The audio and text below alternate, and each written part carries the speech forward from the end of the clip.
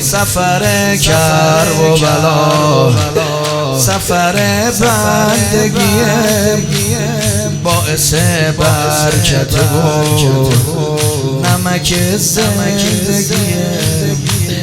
دعا کن تا زندگی بشه قسمتت حلال، به خدا اگه نشه ته بیچارگی.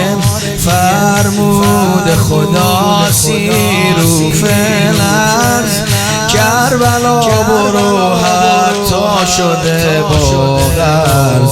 این سفر رو هر تو شده برو یک بار تو بهشت دنیا پا بذار، تو بهشت دنیا پا بذار.